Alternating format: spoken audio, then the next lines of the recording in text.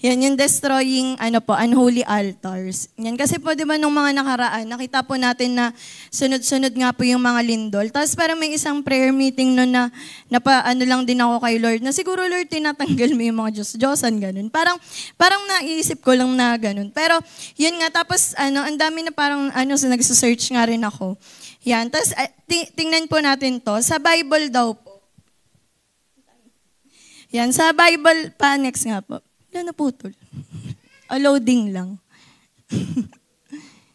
Ay, nakaganyan talaga. Yan. Pero sa Bible po, meron pong 5 Sige, natin. Yan, may 5 focus, yung mga nga daw po, yung sa idolatry. Yan, yung parang kunwari, pag sa Bible, chinek daw natin, nasa 50 yung mga Sige, pabalik na lang ako dun sa tayo.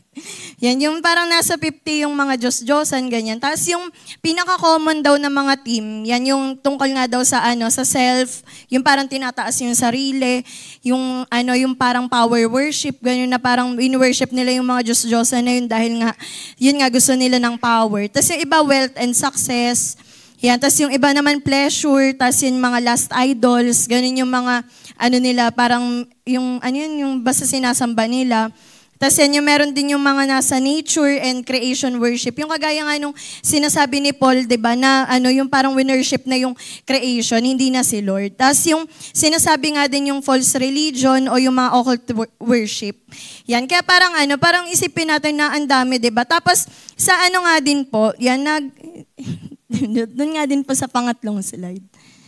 Yan, eto nga daw, sabi, isipin niyo po, sa Asia pa lang, eto na daw yung estimated number of gods. Parang, rough na, yung parang basta, estimation lang, pero nasa 330 million na.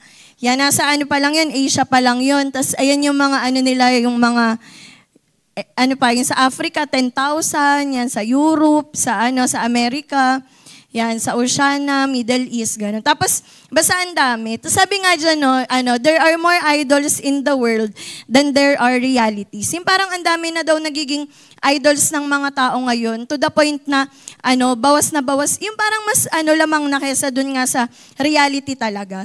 Tapos si Martin Luther, sabi niya, you can't violate the other 9 dun sa 10 Commandments. Sabi dyan, without breaking this one first. Yun nga yung kagaya dun sa pagsamba sa mga, Diyos-Diyosan. Yan, tapos ito po, ito lang yung mga, yung mga binabasa ko ngayon. Pero nilagay ko lang din dyan. Kasi kunwari, ito yung sa Idols of the Heart. Di ba parang cover pa lang, mapapa-assess ka na oo nga, parang sa puso natin, ang dami ng mga doon, parang apartment na ganyan, na hindi na si Lord yung talagang nandun, kundi parang may iba nang umuupa, ganyan. Tapos may mga din dyan yung sa counterfeit gods, yan. Yung sa pulling down strongholds, ganyan, yung gods at war, ganyan. Tapos yung killing kryptonite. Yung sa kryptonite, di naman ako familiar doon. Pero may kasi doon, di ba, yung kay Superman daw yun, na yun daw yung nagpapahina ba, ganun. Tapos, basta yung parang tayo din bilang mga Christians nga daw, na dapat alam din daw natin yung yung sinasabi dyan, yung destroy what steals your strength. Ganun ka, yun yung Tapos ito, lang, kasama lang to doon sa isang book din na binabasa. Yan, kung may temple daw ng pleasure, ito daw yung mga Diyos na nandun. Yan, yung the God of food, yan, the God of sex, the God of entertainment. Yan, yung parang kunwari sa atin, pwede natin daw sabihin sa mga tao na, di naman kami sumasamba sa mga Diyos-Diyosan. Kunwari ngayon, di ba, Halloween. Parang, hindi naman kami sumasali dyan, satanic yan, parang ganun. Pero kung nga daw, i-assess ngayon, na parang ang dami ng mga idols ng mga buhay natin, parang ganun din, na hindi, kunwari sa isang, yung isang bata, ni-recite niya. Parang isipin niyo sa kids church na ni-recite nila yung 10 Commandments. Tapos nung tinatanong, nagagawa mo ba yun? Tapos parang pangiti-ngiti lang yung bata, gano'n. Tapos sabi daw nung isang bata, pero hindi ko nagagawa yung iba, pero yung wag sumamba sa Diyos-Diyosan, nagagawa ko, yun, di ako nasamba sa Diyos-Diyosan. Pero sabi nga daw, yan, mamaya mapapag-aralan natin, tsaka mareremind tayo ulit, diba? Yung tungkol nga dun sa mga idols. Tapos sabi din, kung may temple yung power, andun daw yung God of success, Yan, the God of money, tas yung the God of achievement, di ba? Na parang may mga time ba na yun na yung sinasamba natin, di ba? Kunwari sa mga estudyante natin, parang gustong-gusto na, hindi dapat hindi pa ako atin kasi mag-aaral po ako, ganto. Di ba? Yung parang, sa mga working, parang, hindi pa ako makaka-attend kasi OT ako. Di ba? Parang ang dami nating mga na nagiging lamang na yun. Tas may mga din daw, ito yung sa Temple of Love. Yan, andyan daw yung God of Romance. Yung romance na hindi yung book ng romance.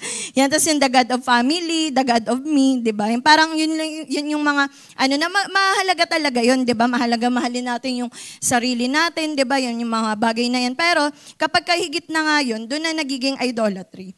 Kaya sabi nga po, yung idolatry daw, yan, ito yung number 1 issue sa Bible. Kasi di ba nakita naman natin yun na ang dami talagang naging issue na parang paulit-ulit na sasamba. Tapos di ba ang ironic nung time na binaba yung commandment na yun kay Moses na wag sasamba sa Diyos-Diyosan. Tapos sakto din na inipon nila yung mga gold, di ba? Tapos gumawa sila ng Diyos-Diyosan. Na parang isipin nyo, ganun ka yung mga tao nung time na yun. Kailangan nila ng something na makikita, ganun na parang di naman tayo dinidinig ng Diyos, gumawa na lang tayo.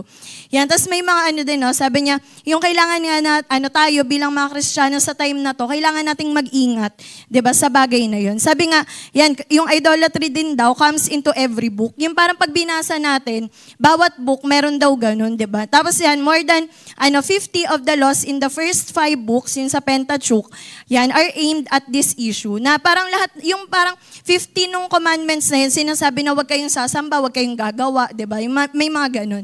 Sabi din, in all Judaism, it was one of only 4 sins to which the death penalty was attached. Diba? Na ganun ka, kalala. Tas eto nga din, yan, kunwari tayo sabihin natin, wala naman, di naman kami nagsasanto dito, wala naman tayong mga santo. Pero sabi dyan, what if I told you that every sin you are struggling with, every discouragement you are dealing with, even the lack of purpose you're living with, are because of idolatry. Na parang isipin nyo, grabe naman, na-discourage lang ako sa bagay na to.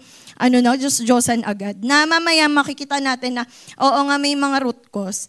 Yan, tas din, yan, may din kasi ako, nitong mga nakaraan, kasi nga, talagang pinagpe-pray ko na, Lord, tulungan niyo naman po ako. Kasi alam niyo yung term ngayon na natitrigger.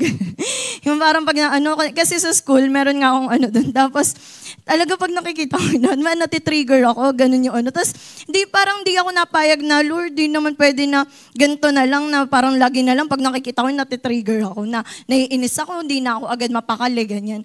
Pero nung time na sabi ko, Lord, tulungan mo akong i-deal. Kasi, di ba kunwari sa atin ngayon, parang inaano na natin na okay, nayaan mo na lang yan. Pero ang hirap, 'di ba? Kasi kapag hindi mo na deal yung pinakaugat, yung parang wala, hindi mo alam kung ano yung dapat mong iayos, 'di ba? Ano yung mga dapat na i-deal mo talaga kay Lord, 'di ba? Kaya sabi nga kahit yung mga rough na mga conversations, kailangan natin siyang gawin kasi yun talaga, 'di ba? Doon tayo mahihil kasi magkaiba yung nadidistract lang tayo doon sa 'di ba, na healed ka talaga, 'di ba? Kaya yun yung mahalaga.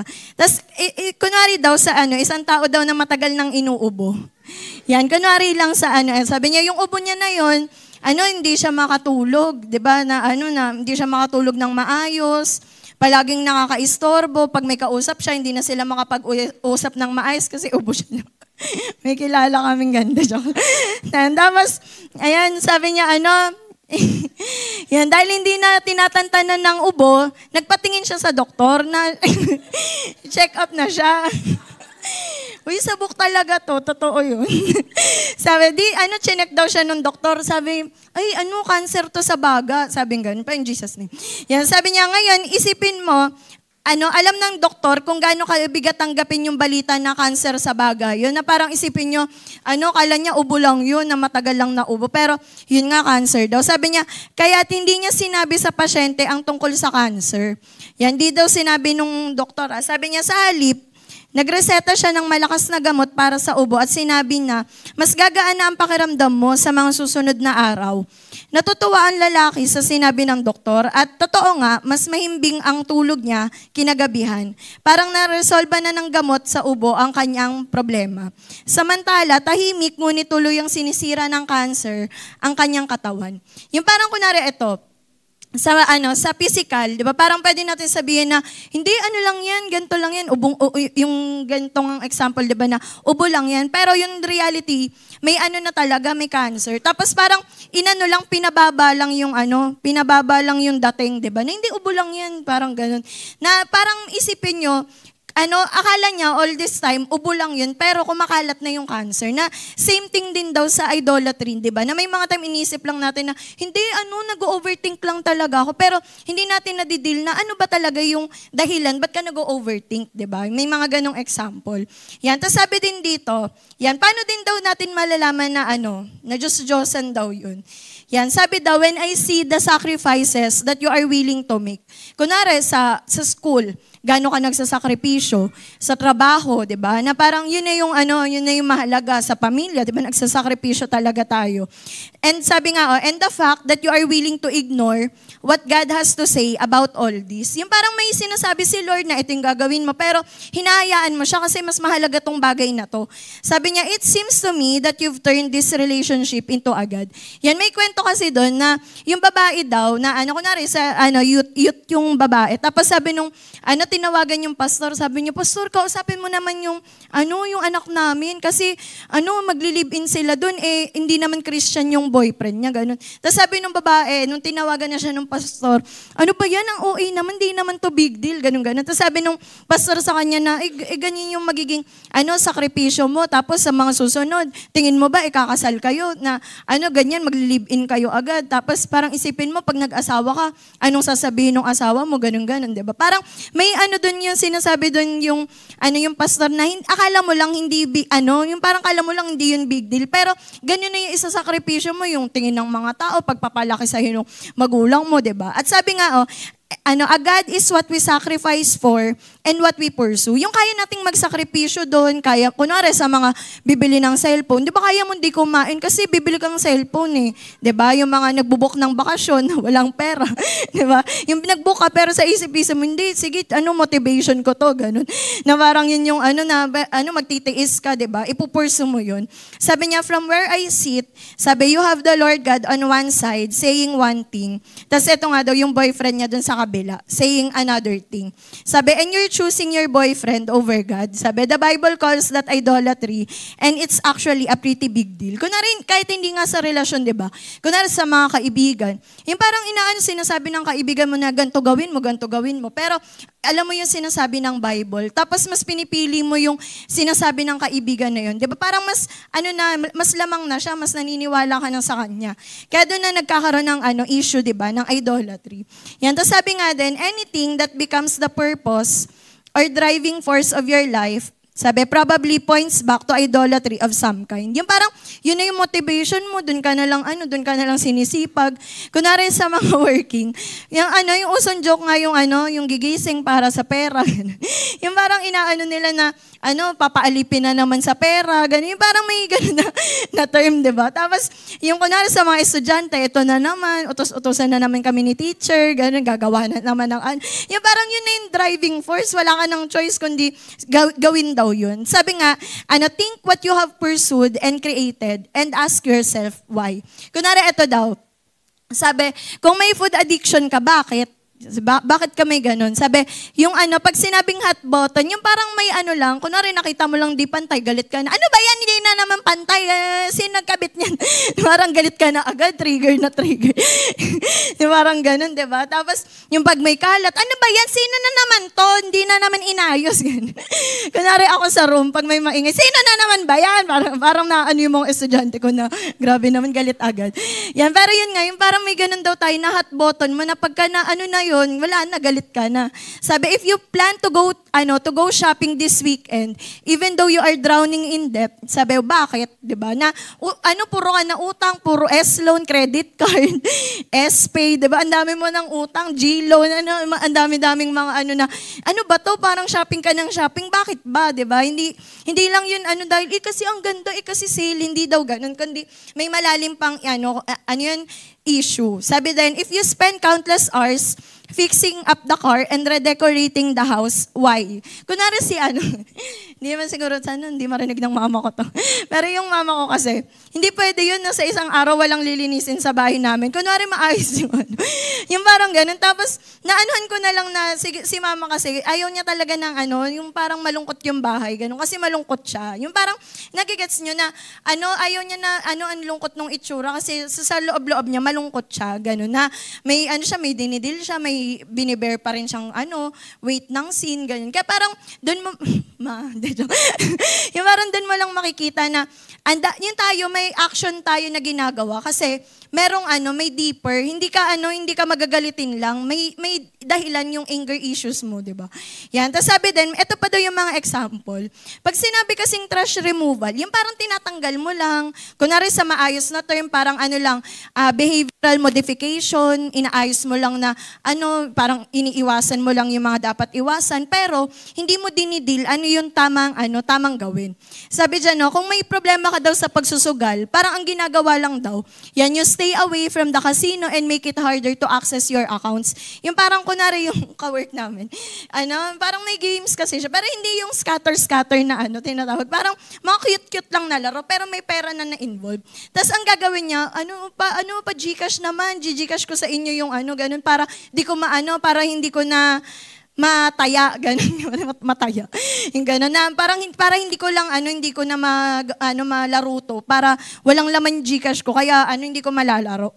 Parang ganun na, iniiwasan mo lang, pero di mo dinidil, talaga yung problem, diba? Na bakit ka ba naglalaro, ba't adik na adik ka dyan? Sabi din, kung may anger problem, sabi din, take a deep breath and count to 10, diba? Yung pagka magagalitin, sasabihin lang, huminga ka, tapos magbilang ka ng 10, diba? Na parang sabi, para di ka mainis, ganun. Pero hindi nadidil, ano ba talaga? Bakit ka nagiging magagalitin? Anong mga cause? Yan.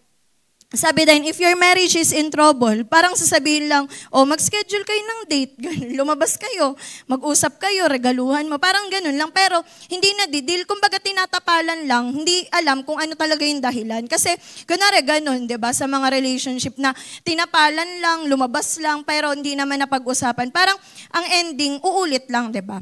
Pero yun nga, lang sabi dyan, yung parang trash removal o behavioral modification lang.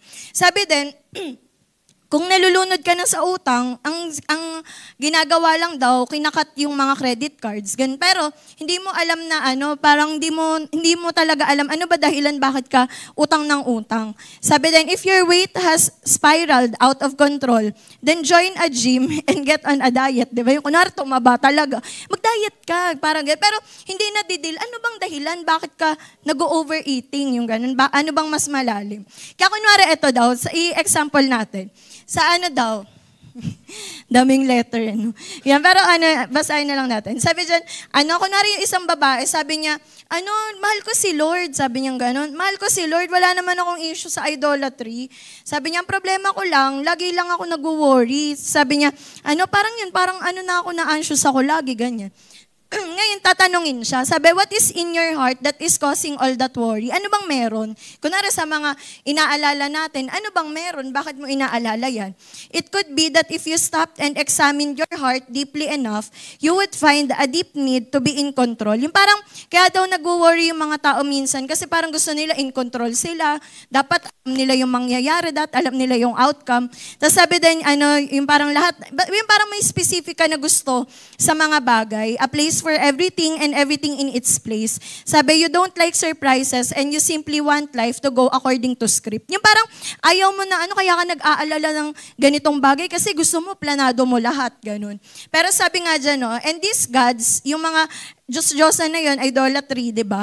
Sabi, want to take your life in a much different direction than the Lord God. Yung parang, yung mga Diyos-Diyosan na yun, ng perfectionism, ng pagiging in control, gusto ka nilang maghirap. Pero sabi dito, si Lord, di ba, tinatawag niya tayo outside our comfort zones, di ba? Nasabi dyan, tinatawag tayo ni Lord sa great adventure, di ba, na kailangan ng faith, kailangan mag-risk, may kailangan tayong gawin. Sabi, the invitation of Jesus is to take up a cross and follow Him. dream, di ba? Na hindi naman sinabi ni Lord na, pag sinunod niyo ako, ito na, lahat ng plano, parang nakalay down na. Kasi di ba, naalala natin yung kwento ni Abraham, di ba? Parang step by step, hindi naman agad na sinabi, pagtapos mo niyan, ito gagawin mo, to sunod, ito ganyan. Kasi yung mga tao nga daw, di ba, may ganun tayo na, Lord, anong next? Ano pong mangyayari pag ginawa ko to? Di ba, kunwari sa mga bata, di ba may mga batang ganun, okay, yung bata ko kasi, sige, basahin mo na to, bakit? Gagawin. Basahin mo bakit nga po? Gaganon. Parang, hindi mo lang mabasa. Parang na joke. Pero parang may ganun tayo na bakit? Ano pong gagawin? Ano pong mangyayari pag ginawa ko to? Yan, may ganun daw.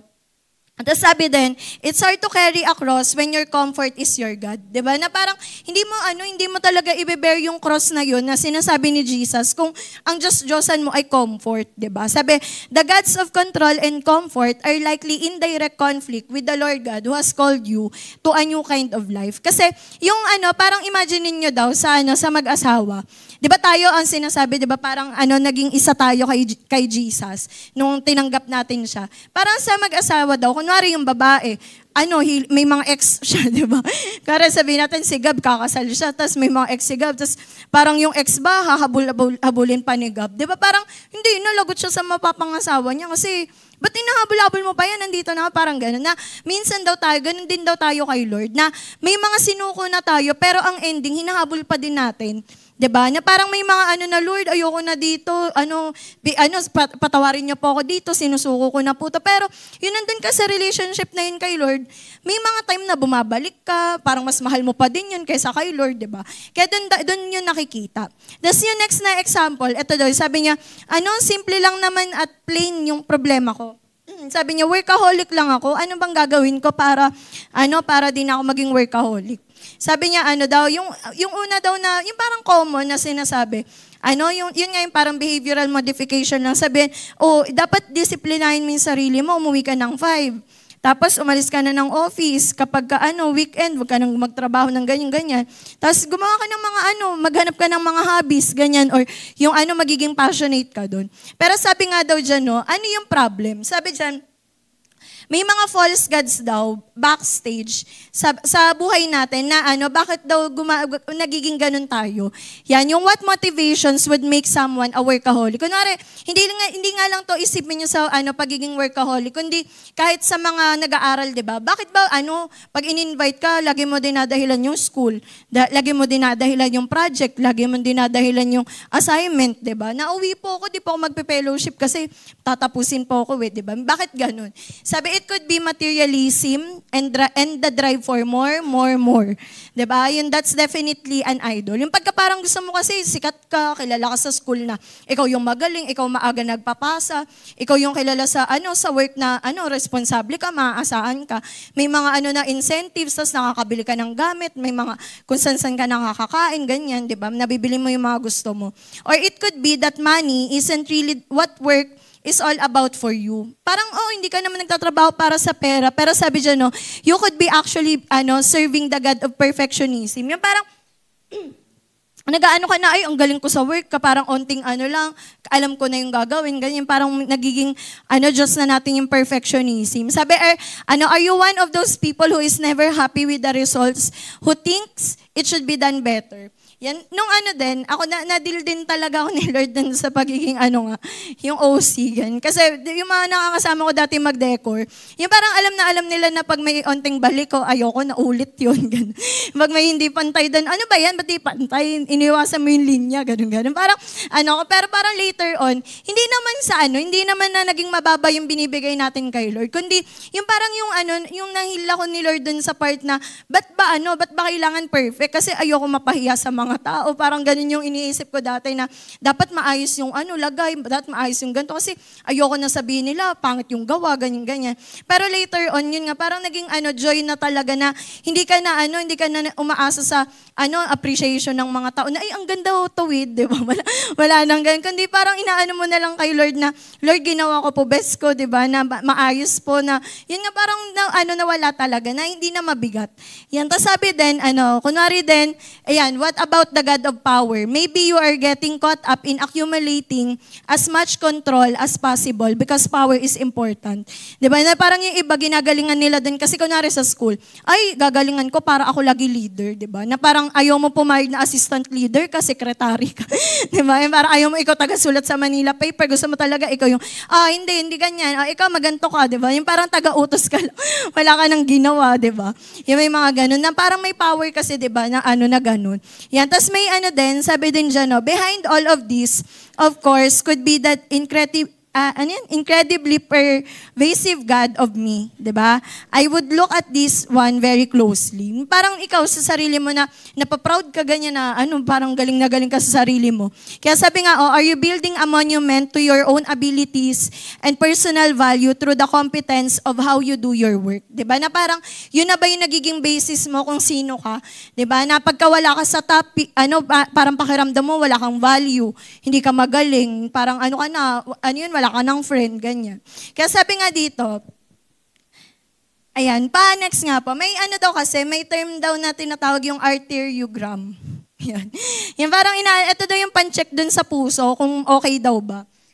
Yan, sa sa physical muna. Sabi, yan, yung parang kunwari may pasyente daw, may insomnia siya, back pain, ayaw niya kumain, anxiety, vision problems, at mga challenges pa. Sabi, but the patient seeks medical help to treat the symptoms. Yung parang yung pinapagamot niya, para po mawala tong back pain, para po mawala tong, pagkawalan ko po ng ganang kumain, ganun. Parang yun yung pinapagamot niya. They think they have a sleeping issue, or a back pain issue, or a vision issue, when in truth, it's a heart issue. Sabi, it's cardiovascular, and until that is addressed, the patient isn't going to get better. Kaya kunwari nga daw tayo, kung magkakaroon tayo ng spiritual na arteriogram, ito daw yung mga pwede nating itanong. Sabi dyan, ano ba yung mga nagpapadisappoint sa'yo? Yan, kunwari kayo lang, ano ba mga, ano mo ngayon na nadidisappoint ka pag ganito, pag ito yung ginawa sa'yo, parang ayaw mo na, ganyan. Sabi, what do you complain about the most? Ano yung nirereklamo mo? 'Di ba? Yung gobyerno ba, yung 'di ba? Yung mga bagay ba sa school, sa work. Sabi din, where do you make financial sacrifices? Anong part ng buhay mo yung ang dami mong nilalaan na pera doon, 'di ba? Na doon mo makikita na nagiging idol na natin 'yun. Sabi din, what worries you? Ano ba yung mga inaalala mo? Yan, yung mga infuriates you. Ito yung mga nagpapagalit sa'yo na parang, ano ba dyan, Rex? Diba? Parang pikon ka agad. May ginawa lang si Rex, may sinabi lang siya. Ano ba, Raylene? Diba? Parang, nag-GG ka na agad, ganyan. Ano naman yung mga dreams mo? At sabi nga, where is your sanctuary? Yung saan ka pumupunta pag di ka okay? Anong ginagawa mo? Diba? Sabi nga dyan, may daw, na tayo sa mga buhay daw natin, parang yung pinakamahalagang bagay daw na ilagi natin iniisip, yung sundin daw yung pangarap natin, diba? Kung ano yung nasa puso natin. Tapos diba lagi nating naririnig na basta wala kang tinatapakang tao, diba? Yung basta masaya ka, parang lagi daw ganun. Pero sabi nga, we search endlessly for ways to acquire the things we desire. Yung parang hinahanap mo yun, gusto mong may mapatunayan ka, may mga gusto kang gawin, and we are willing to sacrifice much to achieve them. Yung kunwari gusto mo maging summa cum laude, parang di ka na namin makausap kasi aral ka ng aral, diba? Yung kunwari, gusto mo talaga maging CEO ka, maging boss ka dito, parang di ka na namin makausap, di ka makasama, diba? Wala ka nang nagawa, kundi puro ganyan, puro aral, trabaho, diba? Sabi nga, we never imagine that getting our heart's deepest desires might be the worst thing that can ever happen to us. Kasi may kwento doon, yung babae, gustong-gusto niya magkaanak. Tapos nung nagkaanak na siya, alam niyo ba, dahil nga gustong-gusto niya yung magkaanak, naging overprotective siya doon. Tapos ang ending, parang ayaw niya palabasin, ayaw niya palaruin, kasi parang pinoprotektan niyo, kasi pangarap ko to parang ganun yung ng babae. Tapos yung ending doon, yung anak niyang panganay, ang bababa ng grade sa school. Tapos yung pangalawa, may anger issues, kasi nga, kinontrol niya ng kinontrol. Na parang, isipin niyo, nabigay sa kanya yung desire niya, yung dream niya na yun, pero hindi naging maganda yung epekto, di ba? Na tayo din, may mga time na bakit ba, Lord, hindi po to nangyari? Kasi may mga time talagang pinoprotektahan tayo ni Lord, 'di ba? Sa mga bagay na yun na baka yun yung magiging natin, downfall natin o magiging iba, 'di ba? Yung mga yung mga pananaw natin sa buhay, ganyan. Tapos basta may mga sinasabi nga din doon na yung mga ano daw, yung sa Hollywood, di ba? Yung parang yung mga ang aayos naman daw ng ugali. Pero nung sumikat na, nung yumaman na, parang nag-iba daw ugali, ganyan. Kaya parang doon natin makikita na hindi all the time na yung pursue talaga, di ba? Yung pagpursue ng mga pangarap o yung mga dreams natin, yun yung magpapaayos ng buhay natin. Na parang sasabihin natin na, ay pag ko dyan, pwede na akong, di ba? Yung mga matatanda kasi, lagi kaming nagagalit ni mama. Yung uso pa si Willie nun, sabi na matatanda, pag nakita ko si Willie, pwede na ako mamatay. Parang may mga grabe naman, di ba? Kaya parang may time din nun na nagka-stampede nun sa wawawi pa ata yun. Tandaan na yun. Pero parang doon makikita na kasi nga may ganun, di ba, na mga desire yung mga tao. Yan. Kaya sabi nga, has something or someone besides Jesus Christ has taken title to your heart's functional trust. 'Di ba? Yung preoccupation, loyalty, 'di ba? May iba na bang kumuha?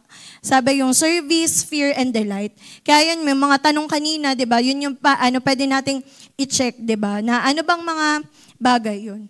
Kaya sabi nga dito tayo, bakit nga ba kailangan nating i-destroy yung mga unholy altars?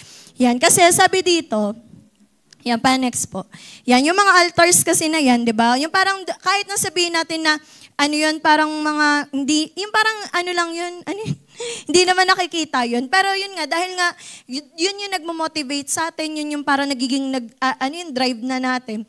Diba? Nagkakaroon na tayo ng parang, nagtatayo tayo ng altars, diba? At sabi nga, yung mga altars daw, determined atmospheres. Diba? Na kung ito yung sinasamba mo, yun yung atmosphere, yun yung nagiging, yung nararanasan mo. Kaya diba tayo, kunwari din, diba, pagka talagang filled ng Holy Spirit, diba, iba yung presence. Kasi may something doon sa altar na nandun yung presence ni Lord. Kaya iba yung atmosphere. Kaya sabi din, every altar reveals a throne and every throne exposes a God. Kaya sa mga buhay natin, may mga may mga competition pa ba si Lord? Diba? Na parang masabi ba natin na talagang totally kay Lord lahat? O may mga may mga maliliit pang altar o baka may iba pang mga altar, diba? Sa mga buhay natin. Kaya sabi nga dyan, yan, sabi, though ancient idols, yan, once stood in temples of stone, yung mga altar daw ngayon, yan, are built in habits, yan, ambitions and desires. Parang, hindi mo pwedeng sabihin na, na hindi to just Diyosan kasi wala naman akong altar, wala naman akong insenso, ganun. Pero yun yan, yung mga habits, ambitions, and desires. At sabi nga, the God of old have evolved and no longer demand incense. Pero yung attention, 'di ba? Na nandun na lahat ng attention mo. Kunwari nga, 'di ba, yung sa cellphone pa lang na parang sa isang araw, parang gaano kadaming attention binigay natin doon, yung devotion at yung compromise. 'Di ba? Sabi nga, itong mga bagay na to, they promise power, 'di ba? Na parang feeling parang pinaparamdam sa na powerful ka, masaya ka, 'di ba? Masagana ka at yung parang may peace, 'di ba? Pero sabi daw, iniiwan daw yung yung kaluluwa na na bound and thirsty. Yung parang kahit na ginawa mo to, pumunta ka dito, kumain ka sa lahat ng unli, 'di ba? Pero ba't ang empty, 'di ba? Kasi nga may something na si Lord lang yung kayang mag-feel. Kaya sabi nga, before we can rise in authority, we must descend in repentance. Kaya kailangan natin talaga na alamin muna, 'di ba? Bago natin i-rebuke, bago natin i-break yung mga bagay na yun, tayo mismo kailangan natin mag-repent. Kaya sabi nga, this is a call to discern what has been enthroned in place of God and to rebuild His altar in our hearts, homes, and nation. Diba? Na may mga time kasi na hindi talaga makakapwesto si Lord doon kasi nga may something pa na nandun, diba? Na naalala nyo, diba, sinasabi nga na si Lord, gentle siya, na hindi siya yung bigla-bigla na lang papasok sa buhay mo na, okay, ako na Diyos mo, hindi ganun, kundi ikaw mismo, diba? Talagang, Lord, diba kaya may salvation prayer tayo kasi nga talagang nag-ask tayo na, Lord, kayo po yung maging Diyos, diba? Kasi nga ganun ka-gentle si Lord. At sabi din, humanity has always been tempted to worship creation over the Creator. Yung parang laging tayo natatempt na, di ba, bakit nung mga unbeliever tayo, may idol si Maha, may idol si Sarah, may idol si mga K-pop, di ba? Yung parang may mga ganun. Tapos profile pic mo pa yun. Yung profile pic mo, cover photo, parang lahat-lahat, puro ganun ka, di ba? Pero ako din, din ako doon. Tiningnan ko yung mga picture ko nun. Tapos natatawa ko kasi ewan ko naabutan nyo, yun yung voice over flowers. Tapos sobrang addict ka nun kasi pati sa CR namin may poster ako. Tas, parang gabi nakakahiya, parang Lord, patawarin niyo po ako, nag-ano sa mga Koreano, ganun. Pero yun, parang may ganun tayo na, yun nga, yung creation yung sinasamba, parang mahal na mahal mo, ganun. Yan, tas yung sabi din doon, when gratitude fades into entitlement, idolatry is born. Yung kapag ka nagiging na tayo na, dapat nagta-thank you tayo kay Lord, bakit natin naranasan to, bakit natin nabili to, nagawa to, na parang pag nakalimutan na nating magpasalamat kay Lord, doon na pumapasok yung pagiging entitled, 'di ba? Na yun na give birth na siya sa idolatry. Kaya sabi nga, modern idolatry doesn't begin with statues, but unholy substitutions. Yung parang may pinapalit ka kay Lord, 'di ba? Na pinapalitan mo na imbis si Lord yung Diyos ng buhay mo, sarili mo na, yung success, yung power, 'di ba? Kaya sabi nga, every idol is a broken well that leaks joy and drains destiny. Ito, grabe yung verse na to kasi sabi sa Jeremiah 2:13, sabi, gumawa ang mga mamamayan ko ng dalawang kasalanan. Itinakwil nila ako, ang bukal na nagbibigay buhay, at sumamba sila sa ibang mga Diyos, na parang bang nagukay sila ng lalagyan ng tubig na natutuyo. Na parang isipin nyo, may isang nabasa ko doon na, parang kinompare yung verse na to. Sabi, parang sa CR, yung kunwari yung aso daw, uminom daw siya doon sa bowl. Tapos, di ba madumi, di ba parang kadiri. Pero parang ganun daw yung ginawa ginagawa natin kapag meron tayong ibang sinasambang Diyos, na doon ka kumukuha sa madumi na yon, na meron naman ditong living water, na yung parang nagigets nyo, na parang yun pinagpalit mo, di ba, itong living water na to fresh, malinis, di ba, na doon sa madumi na yun. Kaya parang may mga time na ganun daw yun nagagawa natin. Kaya dapat talaga nating i-repent. Yan, tapos meron lang tayo dito tatlo na yung pinaka-common dun sa Bible. Yan, yung mga laging nababanggit. Yan, tapos yung matututunan natin sa kanila? Yan, una yung kay Baal. Yan, si Baal, siya yung Diyos-Diyosa ng sarili, success, at ng power. Na parang isipin nyo, ganito yung sinasabi ni Baal. Dumepende lang kayo sa sarili nyo. Yan, mag-perform kayo. Yan, i-control nyo yung mga outcome. Tapos, yung seek power without purity. Parang maghanap kayo ng power kahit di naman kayo maayos. Ganun. Yan, yung measure worth by applause. Yung parang, kung madaming pumalakpak, madaming mga may gusto sa'yo, edi okay, worthy ka, ganun. Pero sabi nga dyan, the altar of Baal represents dependence on self-made success and cultural compromise. 'Di ba na parang doon mo makikita na sobrang baliktad sa sinasabi ni Lord sa mga buhay natin. Sabi din, may spirit of control, yan yung manipulation and performance. Kung may mga time na, kunwari yung mga gumaganap nga dito, 'di ba? Parang pag may mga time na inisip mo na performance na lang to kailangan nating galingan, nagiging mali na, 'di ba? Na parang ganyan na iba na yung nagiging Diyos natin, 'di ba? Sabi, seeking results without relationship, 'di ba? And power without purity. Yung parang naghahangad ka na, Lord, gawin niyo po akong anointed, pero di naman maayos yung relasyon natin kay Lord. Parang gusto natin nung anointing, pero pagka kinakrush na tayo ni Lord, ayaw natin nung process, 'di ba? Yan, sabi din, Baal worship lives on whenever leadership values popularity over purity. Yan, kunwari pagka nag-lead na yung mga youth natin dito, 'di ba? Parang gaano tayo magiging kasigurado na pag nag-lead ka, hindi sarili mo yung itataas mo, kundi si Lord mismo, 'di ba? Parang yung pagka nag-lead, handa na ba tayo, 'di ba? Pagka may mga one-to-one, may kasarili kang LG, 'di ba?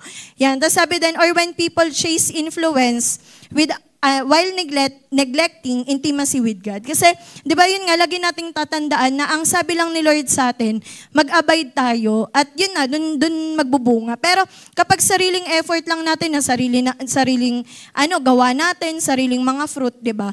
Later on, pwede talagang mapagod, ma-burnout, di ba? Tsaka, yun nga, talagang mawawala yung mga fruits na yun. Pero sinasabi ni Lord? Sabi dito, doon muna tayo sa modern Baal worship.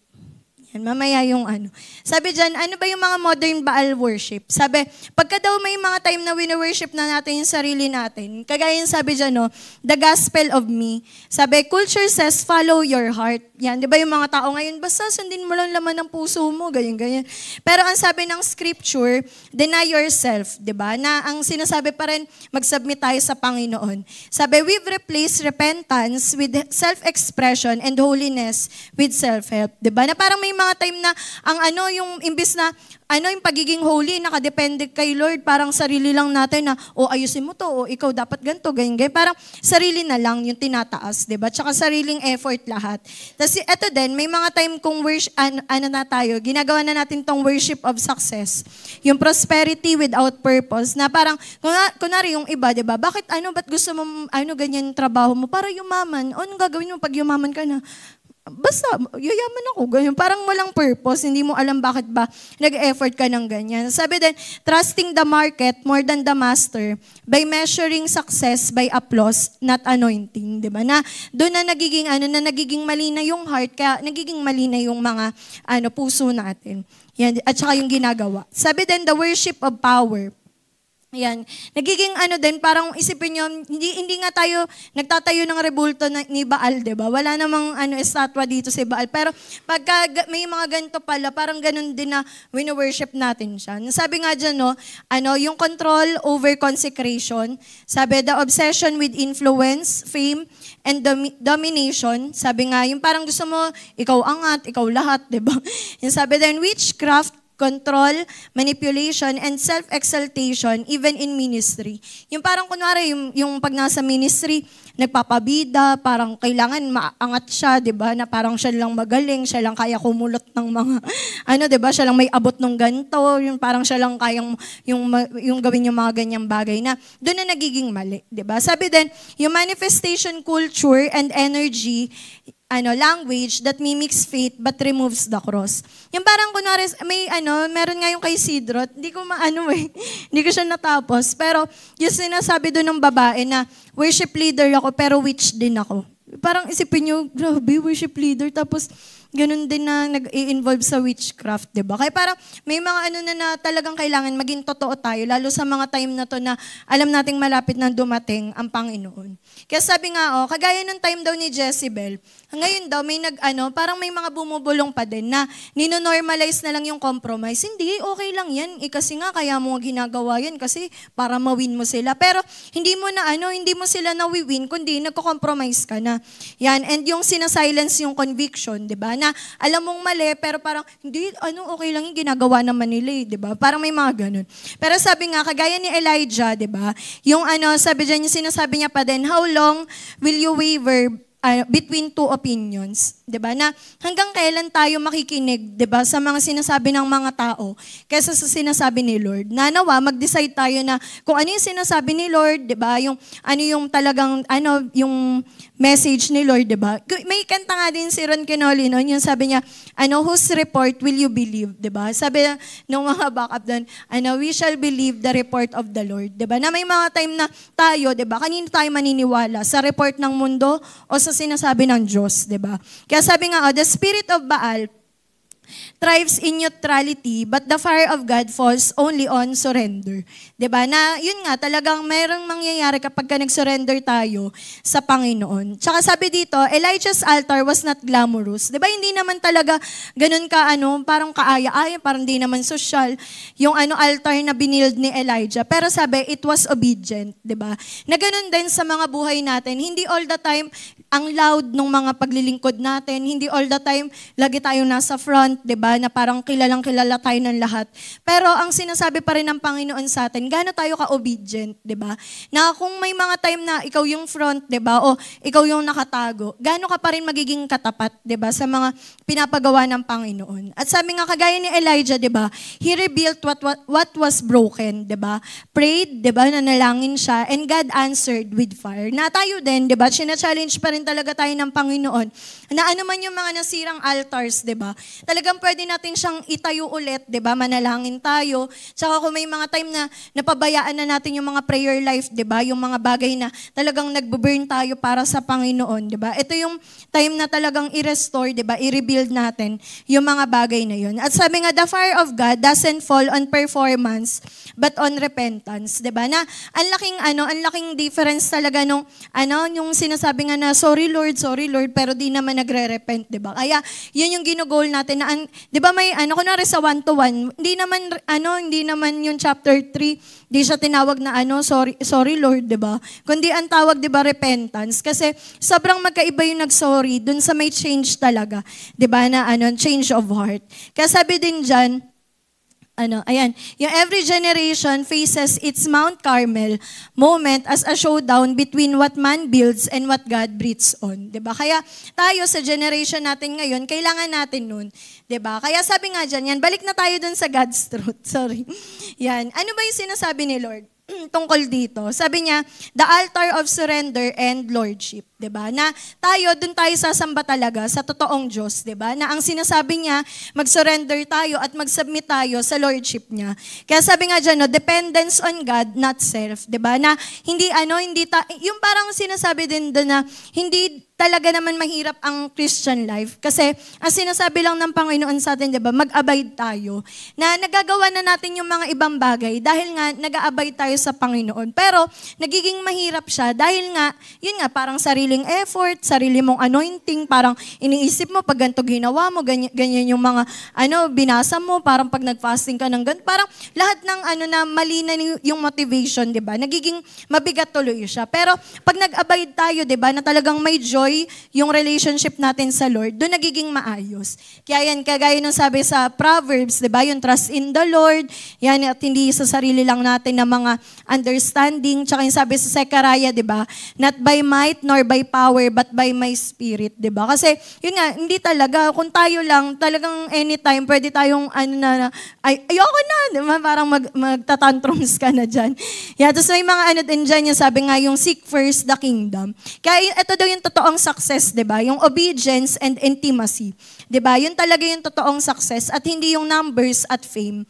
Di ba? Hindi nakadepende kung ilan yung mga kinikare group, ilan yung mga light group, hindi ganun. Kundi, yung parang yung sinasabi nga na, hindi yun yung kung madami lang, di ba? Kundi gano'n ka-solid, di ba?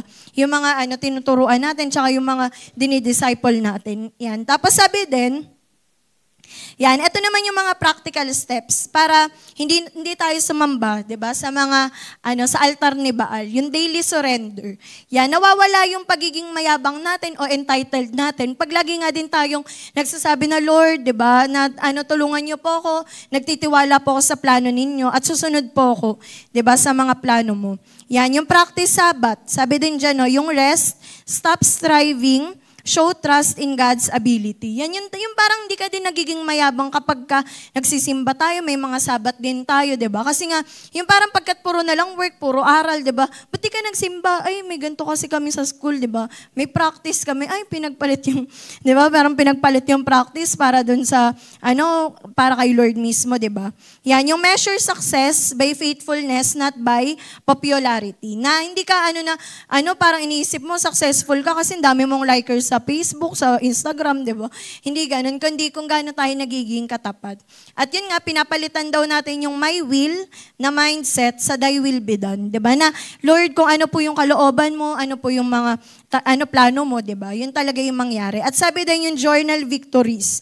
Bakit daw? Kasi doon natin nakikita na talagang lahat by God's grace. Hindi yung sa sarili mong effort, di ba? Hindi yung parang, ay magaling kasi ako, ay kaya ko na kasi to, ay matagal na ako, sisiw na lang yan. Hindi ganun. Kundi yung lagi mo parang inaalala yung pagkilos ni Lord.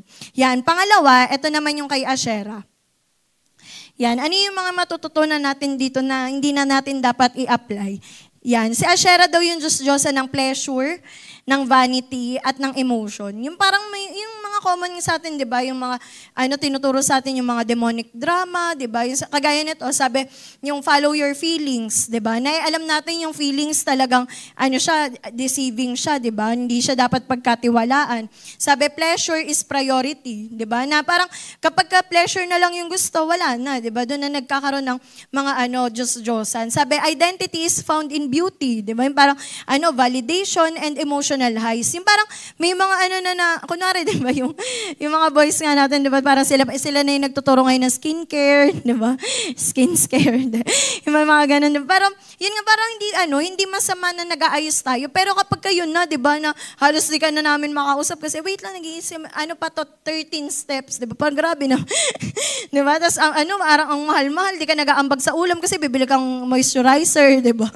Uy, may ambagan sa LG, ay, bili kasi akong ngayon sunscreen, di pwede. Parang, di ba? Uy, may may outing tayo. Ay, di ako sama kasi wala akong damit, di ba? Parang, ay, wala akong OOTD, ayoko dun, di ba? Yung parang dun na, yun yung nagiging focus. Yan, kaya sabi nga, kung si Baal daw, nagturo sa Israel na, i-trade yung dependence para sa mga, results. Si Asherah naman daw, parang niya, sabi niya, wag na kayo yung sa devotion, di ba? Yung desire na lang ang i-magnify. Kaya sabi nga, Baal demanded influence, but Asherah demanded indulgence. Yung parang enjoy lang, yung sinasabi ng mundo na YOLO, di ba? You only live once, enjoy mo yung buhay mo, gawin mo lahat, parang pumunta ka sa ganyan. Yung parang lahat ng mga pag-enjoy. Sabi din, she embodied pleasure, sensuality, and fertility as the goddess of satisfaction. At sabi nga, it's her spirit that still whispers through our generation today na you deserve to feel good. Yung parang okay lang, tama lang naman yan, mag-enjoy ka sa buhay mo. Sabi niya, you deserve to feel good even if it costs your consecration. Na may mga time na tayo, nagiging mali na yung mga enjoyment sa buhay natin kasi hindi na tayo nako-consecrate. Na parang isipin nyo, dahil dun sa pleasure, hindi na tayo nagiging kagaya ni Jesus. 'Di ba? Na parang puro tayo pasarap. Pero ano ba sinasabi ni Jesus, 'di ba? Na mag-bear tayo ng cross, sundin natin siya, may mga isusuko tayo. Na itong 'di ba, itong teaching na to parang sobrang layo na 'di ba si Lord, balance naman siyang Diyos.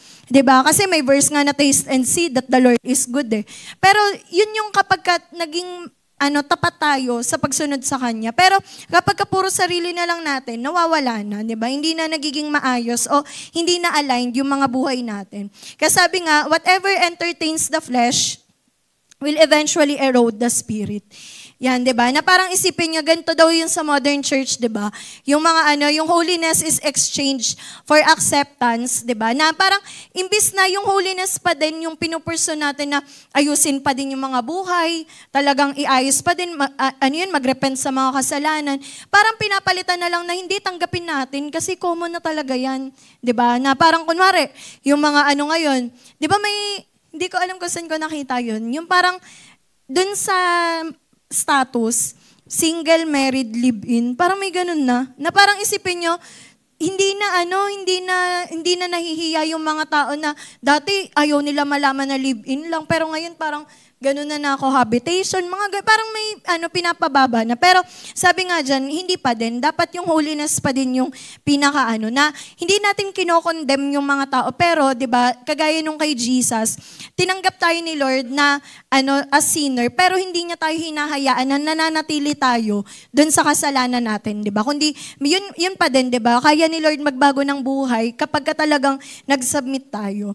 Ayan, at may mga time din daw na yung worship, ginagawa na lang entertainment, 'di ba? Na parang entertainment na lang, di na siya encounter, 'di ba? Yung kunwari parang sa mga ibang mga church, parang pasikat na lang ganun. Parang paanuhan na lang sila ganyan. Na parang may kasi, may friend kasi ako sa FB dati. Tapos basta ang dami niya ring tattoo, ganun. Tapos, basta parang kita mo lahat ng TikTok pagka, Monday to Saturday. Tapos parang, pag Sunday, nagbibideo kasi yun, habang nagwo-worship lead. Yung parang, doon ako yung nagbibideo siya, tapos igaganon niya pa yung congregation na nakanta sila. Tapos parang ko na, may ganun pala, parang nagulat talaga ako na, grabe, parang nakakaano naman to. Kaya yun, parang nung time na yun, ko na lang, ni-skip ko na, pag nakita ko skip ko muna, ganun. Pero yun nga, parang may mga ganun na, diba, na wala, casual na lang, na wala ng na yung consecration talaga na sinasabi. Yan, kaya sabi nga si Asherah din, the so-called goddess of fertility and pleasure, sabi, seduce nations with 3 forms. Ito yung mga form ng na sa panong way na parang si Asherah na yung sinasamba natin. Una daw, pag wini-worship na natin yung pleasure. Yan, pagka yun nga, gusto mo na lang ng pleasure. Sabi, when comfort replaces calling, and entertainment replaces discipleship. Kailan daw? Kapag yung calling, 'Di ba? Hindi ka na hindi mo na sinusunod o hindi mo gagawin yung calling mo kasi gusto mo na lang ma-entertain. Yun na, parang nagiging na modern asyera na worship, 'di ba? May parang may kausap ako kagabi kasi mga kaibigan ko na Christian din yun. Tapos parang may napag-usapan kami na parang may mga time na kung yung tao alam mo natatakbo sa calling, parang sasamahan mo ba? Yung parang ganun. Kunwari, sa mga kaibigan, parang alam mo na, eto, may calling talaga to. Tapos ikaw, parang nakikita mo na lumalayo siya dun sa calling. Parang tutulungan mo pa ba siya tumakbo? Na, ay, dito tayo. Parang tuturuan mo pa ba siya kung saan kayo pupunta, anong gagawin niyo? Parang, di ba tayo, parang as much as possible, gusto natin i-push talaga yung mga tao na hindi, gawin mo yung calling mo, di ba? Kaya parang may mga dito din, parang ang dami ko din, hindi mag-light group ka na, hindi magganto ka na, parang pinupush mo. Kasi ayaw mo, di ba, na malayo yung mga tao. Ganun din, di ba, sa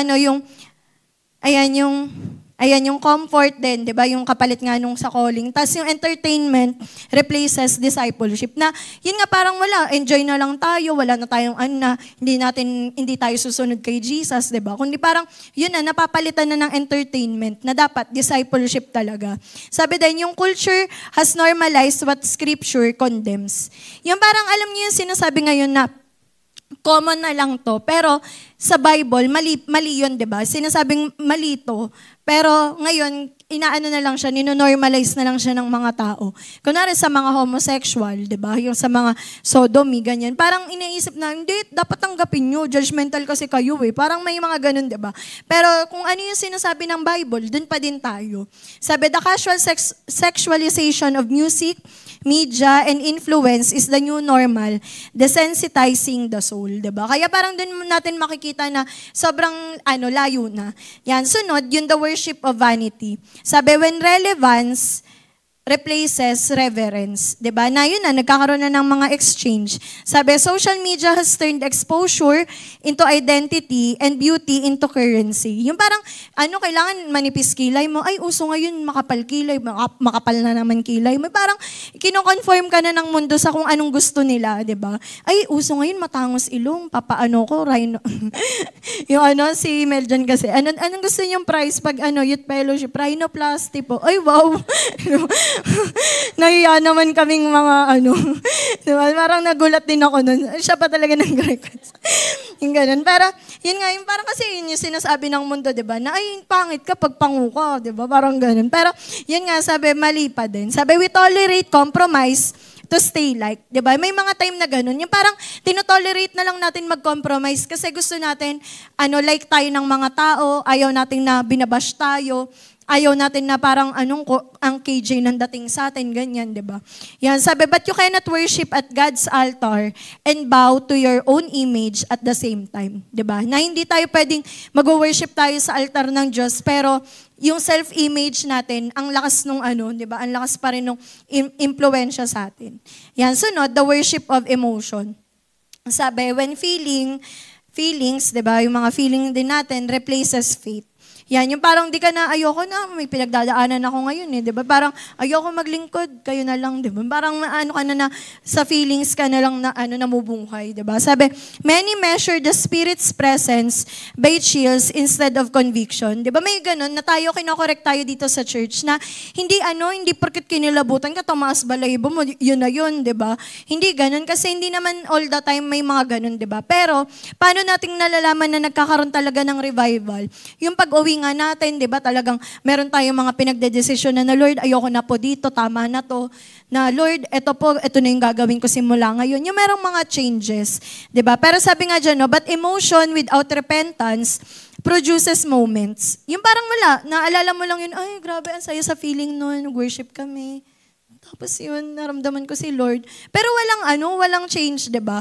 Hindi nagkaroon ng transformation. Wala, moment lang yun, nag-moment ka lang, pero hindi naman transform, 'di ba? Kaya yun pa din yung gino-goal natin na merong encounter, 'di ba? Kasi pagka na-encounter talaga natin si Lord, we will never be the same again, 'di ba? Wala kang na parang yung mga moment, ay, alam ko yun, ganyan, parang cloud9, 'di ba?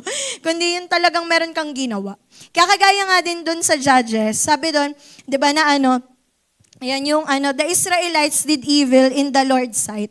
'Di ba? They served the images of Baal and the Asherah poles. Kasi sabi nga dyan, no, pleasure became the partner of power. Yung parang wala, pasarap na lang, partner na sila ng power na dapat laging magkasama yun, 'di ba? Sabi, they tried to worship Yahweh and Asherah side by side with God and gratification coexisting on the same altar. Yung parang may kasi, 'di ba, na tayo, ang dami, yung meron talagang sinasabi si Lord sa atin na kailangan natin yung sacrifice of praise. 'Di ba? Na kunwari sa mga Diyos-Diyosan sa Bible, pag nakita natin, 'di ba, may ino-offer silang bata, meron silang i-offer na mga tupa, mga kung ano-ano. Tapos meron nga ding movie, matagal na yun, hindi ko lang maalala ano yung title, pero parang dun sa setting ng movie, may pinakita doon na in order na makapag-worship ka dito sa Diyos-Diyosan na to, kailangan mong bumili ng ilang galon na gatas, tapos ibubuhos mo yun. Na parang isipin nyo, gaano kamahal yung ilang galon ng gatas na yun, ibubuhos lang na parang sign of worship doon sa Diyos-Diyosan na yun. Tapos parang kunwari tayo dito sa church, di ba mapalad tayo na New Testament na wala nang dala si Anggi na tupa, di ba, hindi magdadala si Boninay dito ng mga ox, di ba, hindi mabaho, kasi walang dalang kalapati si Jassel, na Lord, kailangan po na mag-offer, ito po ang kalapati, walang mga dugo-dugo dito, 'di ba? Na parang dun mo makikita na yung sacrifice of praise na sinasabi, 'di ba? Out of our lives na, hindi na siya yung may something kang ang bibilin. Kaya parang imagine niyo si David, 'di ba?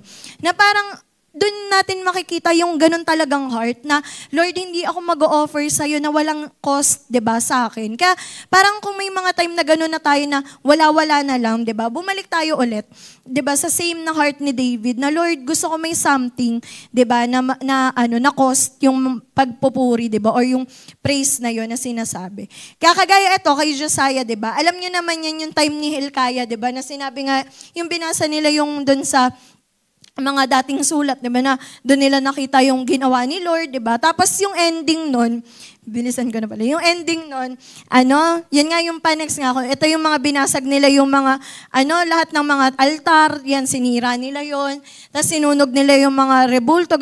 Basta talagang inayos nila lahat, na wala silang, tinira. Kaya sabi nga dito, conviction without action becomes corruption. 'Di ba? Na tayo, 'di ba, galit na galit nga tayo sa mga corrupt, 'di ba? Sinasabi ni pastor na, pero pag tiningnan, ito dapat yung way natin ng paglilingkod sa Panginoon, pero kinokorrupt natin, may kinukuha tayo, 'di ba? Na ganun daw 'yon, yung conviction na walang action. Kasi 'di ba totoo naman, 'di ba? Bawat isa sa atin, alam ko, may ganun tayong nararanasan na kino-convict tayo ni Lord sa bagay na 'to. Pero pagka walang action, doon nagiging mali, 'di ba? Kasi hinayaan mo na lang na alam mo mali ito, pero ginawa mo pa din. Doon nagkakaroon na ng corruption, nag-enter na yung kasalanan sa buhay natin. Kasi alam mo na, malito, sinasabi na sa'yo ng Diyos na, malito, isuko mo na to, wag mo nang kaibiganin to, wag ka na pumunta dito, wag mo nang gawin to. Pero dahil nga ginagawa pa rin natin, parang nagkakaroon na ng kalyo, 'di ba? Yung mga puso natin. Kaya sabi nga si Josiah daw, hindi lang siya umiyak, 'di ba? Sabi nga sabi diyan, he cleansed the land, 'di ba? He removed the Asherah poles, burned the idols, shut down the shrines, and desecrated every high place that hosted sin. Sabi nga, Scripture says, never before had there been a king like Josiah who turned to the Lord with all his heart and soul and strength. 'Di ba? Na ang ganda nung pagkaka-describe ng Bible kay Josiah, 'di ba? Na talagang naging maayos, 'di ba? Naging yung nag-turn talaga siya sa Panginoon. Kaya tayo din, 'di ba yung sinasabi nga na ang revival, hindi lang siya hindi ka lang na-revive dahil umiyak ka, kundi na-revive ka dahil nagbago ng buhay, 'di ba? Na hindi yun dahil lang dami mo iyak, dami mong sipon. Parang gano'n, na dami ko iyak, lahat tumulog, gano'n, parang pawis, laway, yung parang luha, 'di ba? Parang hindi gano'n, kundi yun talaga na meron kang naging change, 'di ba, sa buhay mo. Kaya sabi nga din, the idolatry normalized in culture will be normalized in church if no one tears down the altar. Yan, kung may mga time na tayo, normalize na natin yung mga bagay na yun, bumalik tayo ulit, 'di ba? Na talagang iayos natin. Yung parang hindi na tayo gentleman, 'di ba? Hindi na tayo yung parang gentle pa tayo sa kasalanan na hindi, unti-unti lang natin. Kundi talagang sira talaga, 'di ba? Yung parang hindi ka na na pabebe pa na, hindi, unti-unti okay lang yan, di ba? Hindi ganun. Kundi kapag ka, kunwari, inunti-unti mo lang, parang anytime, pwede ka pa ding mahabol nun, di ba? Na parang isipin nyo, kunwari, yung sa, kagaya kanina, di ba? Na kala niya, ubo lang yun, pero cancer na pala, na dahil pinabayaan, di ba? Lalo pang kumalat. Yan, kakagaya din ni Ezekiel, di ba? Sabi dito, yung sa Ezekiel 8, di ba? Ezekiel didn't find idols among unbelievers. Isipin nyo, nakita niya daw yung mga, intercessor, mga leaders, at yung mga priest, na talagang merong mga idols. Sabi niya, the house that once hosted His glory, now hosted compromise. Kaya sa buhay natin, kung dumadating na tayo sa time na, yun na, parang may mga compromise na tayong ginagawa, magsimula tayo ulit, di ba? Na talagang, Lord, ang gusto ko po, di ba, yung glory mo pa din, di ba? Na hindi na yung mga pagko-compromise. Kaya sabi nga, what began in private became public defilement. Kaya yun nga, lagi nagsisimula, di ba, dun sa may hindi ko lang ma-recommend, pero maganda lang kasi yung message. Yung yung bagong kanta ngayon, yung parang may yun ng Dusty Bibles. Das yung sabi kasi doon nung lyrics, yung maalikabok yung Bible, tapos kaya hindi mo masisisi na ganyan yung nararamdaman mo. Na parang kunwari sa atin, 'di ba? Di natin ino-open yung Bible. Kaya yan, ganyan, ang bilis natin ma-offend, ang bilis natin ma-insecure, ang bilis natin maghalit kasi wala hindi na tayo nagiging grounded sa word of God. Pero kapag ka bumalik tayo, 'di ba? Pag kunwari, 'di ba yung sinasabi nga yung sa Proverbs na doon mo malalamang spiritual na yung tao pag kaya niya na i-overlook yung mga offense. Kaya hindi tayo OA pag sinabi na na-offend ko, di ka nag-devotion kasi totoo talaga, 'di ba? Kasi nga kung nag-devotion ka, kaya mong yung mga offense na yun, di ba? Na hindi ka basta-basta na, hindi na, ayoko na, tama na. Parang ayoko na, galit na ako. Tapos parang, huy, joke. Huy, joke lang yun. Wala na, hindi na, ayoko na, di ba? Nagdabog na, di ba? May mga ganun. Pero kung grounded tayo at rooted talaga tayo sa Bible, di ba? Kaya nating i-overlook yung mga yun. Yan, sabi din, yan, yung idolatry begins when the people of God lose sight of who they're serving, 'di ba? Na pag hindi na natin alam sino ba talaga ang pinaglilingkuran natin, doon na nagkakaroon ng mga ibang mga Diyos. Sabi, and the Lord still asks His people today, will you tear down what pleases your flesh to rebuild what pleases my spirit? 'Di ba? Na parang yung tanong pa din daw ng Panginoon na yun, na kaya ba nating sirain, 'di ba? O isuko kay Lord yung mga bagay na yung parang ang sarap sa feeling, 'di ba? Yung parang tayo yung nakikinabang, 'di ba? Napiplease yung mga flesh natin. Na kaya mo bang sirain yon in order na i-rebuild yung magpapa-please sa Panginoon? 'Di ba? Kasi gaya nga daw sa Romans, sabi diyan, yung present our bodies as living sacrifices, holy and acceptable unto God. 'Di ba? Kaya parang isipin nyo, wala na tayong dalang mga yung mga hayop na i-offer, 'di ba? Kasi sarili na natin, 'di ba? Nagiging living sacrifice na tayo sa Panginoon. Yan, kaya ang ganda nito. Sige nga po, basahin nga po natin to. Yung the cry of the Josiah generation. Sabay-sabay nga po. We will not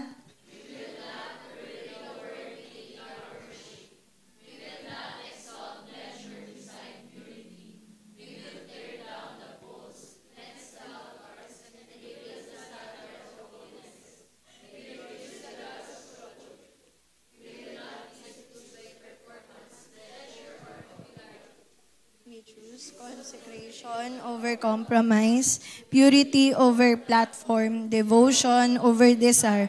We will rebuild the altar of purity and restore. Yan, 'di ba? Na parang isipin niyo tayo, 'di ba? Kung talagang iayos ulit natin yung mga bagay-bagay, 'di ba? Na pagbalik natin ng school, 'di ba? Na itong sem break na 'to, 'di ba? Malay mo may mga pinapaayos lang sa si Lord, and yun nga, 'di ba? Inihahanda ka niya para pagbalik, 'di ba? Talagang okay, kaya mong gawin yung mga papagawa niya. Kaya ano ba sinasabi ni Lord, 'di ba? Ito nga yung God's truth. Ang meron tayo, 'di ba, ay yung dapat na altar of holiness at yung identity natin sa Panginoon. Kaya sabi nga, holiness, purity, worship in spirit and truth, 'di ba? Kaya kagaya ng mga sinasabi diyan, yung be holy for I am holy, 'di ba? Yun yung pinaka gawin natin, 'di ba? Yung present your bodies as a living sacrifice na hindi yung magiging kampante lang o yun nga parang pasarap lang tayo, 'di ba? Kundi talagang meron mga sacrifice. And those who belong to Christ crucify the flesh, 'di ba? Na yun lagi natin tatandaan na talagang it is no longer us who lives, pero si Jesus na, 'di ba? At sabi your identity is hidden in Christ. Kaya sabi nga, the true fulfillment is found in His presence. Yan, not in dopamine-driven culture. Na parang yun nga, parang iniisip nila na dapat masaya ka lang, parang finifeed mo yung mga bagay na yun na para sumaya ka. Pero ang sabi pa din, di ba, yung fulfillment ay makikita natin sa presence ni Lord. Kaya ano yung mga dapat nating gawin para masira yung mga bagay na to? Una, yan, yung fasting. Diba? Yan yung tinuturo din naman to sa atin na diba, ng mga nakaraan na kung may mga time na na-insecure ka, pag sa social media nakikita mo yung mga gantong bagay, diba? Yan, mag-fasting tayo. Sabi, from media or content that feeds lust or vanity. Yung parang, ka na, dapat ganyan din ako, dapat ganito. Na parang, ay, ito pala gagawin, ganyan. Diba? Sabi din, yung limit scroll time. Use social media for purpose, not validation. Diba? May purpose ka, ba't ka ba nag-Facebook? Ba't ka nasa IG? Ba't ka nasa Twitter, may nasa TikTok, di ba? Yung mga ganyan.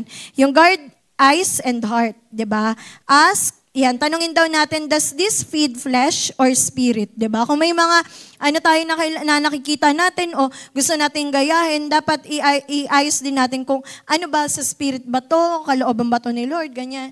Yung make worship not about feelings, but about truth and surrender. Diba? Na talagang iayos natin yung mga worship natin, na talagang i-magnify ulit natin ang Panginoon. At sabi din, yung walk-in accountability. Yan, yung meron tayong mga mentors, small group, yung purity partner, para maging maayos yung mga natin, na hindi, yung parang nagiging accountable na tayo sa mga actions na meron tayo, 'di ba, sa pagpupurso natin ng purity. Yan. And last na lang si Molek. Ito naman yung sa ambition, convenience, yan, parang pagkapuro na lang kailangan, dapat madali lang, dapat lang, ganyan. Tapos yung sacrificing the next generation.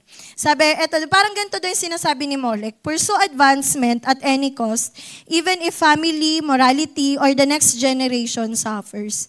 Diba? Na wala, kailangan masaya lang buhay mo, kailangan ganito ka lang kahit mag-suffer yung mga tao. Pero mali yun, diba? Sabi nga, si Molek daw, the God of toxic ambition, the idol of convenience, silence, impure sacrifice, and advancement. Yan, kasi di ba tayo, kilala natin to si Molek, yung sa mga child sacrifice nga.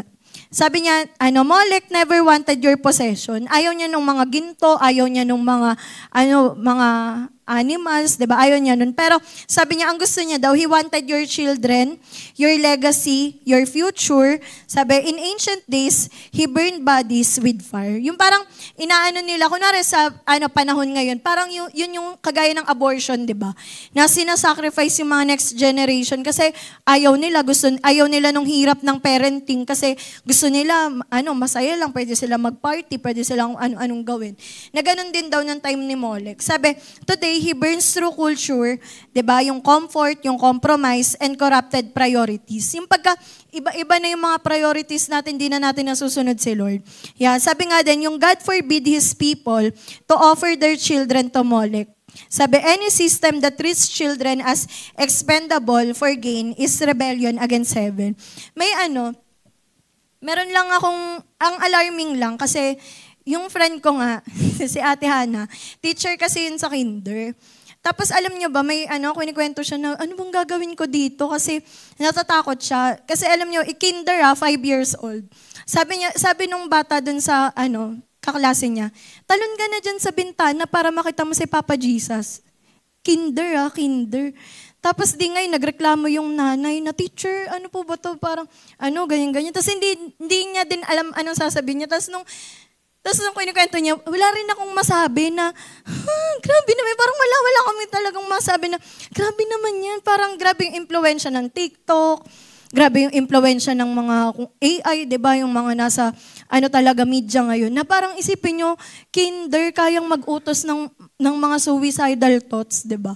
Tapos nung binabasa ko nga to, naisip ko na siguro kaya may mga ganong cases na minamanipulate yung mga bata. Bakit may mga bata na nagko-commit ng maagang pag-suicide o namamatay bigla?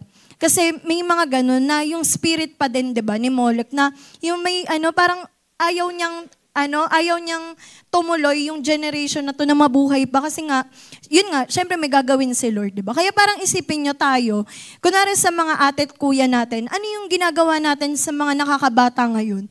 'Di ba? Nagte-take time pa ba tayo o wala na? Sarili na lang natin iniisip natin na gusto natin ng me time, gusto natin ng yung social life natin, parang lang, pasarap, ganyan. Pero wala na yung intentional na discipleship. Parang ganun din yung ginagawa natin.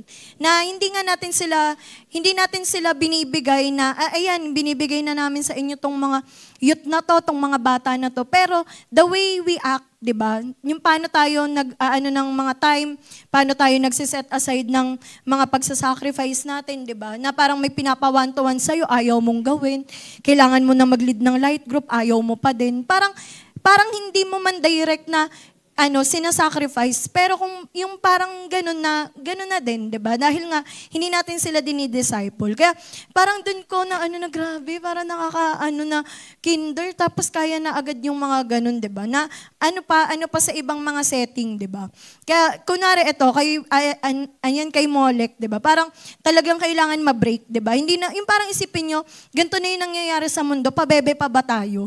Na in Jesus name, 'di ba? Ay, Lord, maawa po kayo, ganyan. Parang hindi na ito yung time na pabebe pa tayo, paawa pa tayo, kundi meron na tayong action, 'di ba? Tsaka yung yung sinasabi nga na righteous anger din na hindi na to tama, 'di ba? Kasi meron talagang gagawin si Lord, pero tayo din dapat may action din tayo. Yan, kaya sabi nga, ano ba yung mga modern Molech worship? Sabi, yung worship of ease, 'di ba? Yung pagka yung gusto mo na lang madali. Sabi yung choose ease over endurance. Yung parang imbis na i-endure mo to, hayaan mo na lang kasi gusto mo madalian ka lang, 'di ba?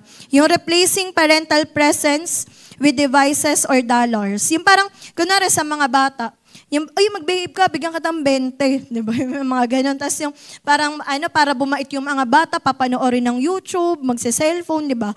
Na ganun na nga yung nangyayari na ang daming mga dumadaan na reels, di ba? Tsaka yun nga, yung focus talagang wala na. Sabi din, this is when we let music, television, and iPads raise our children rather than taking time to disciple. Kaya di ba talaga tayo, ginagawa nating intentional, di ba? Kaya nga yung mga kids, may discipleship na rin sila kasi kailangan na talaga.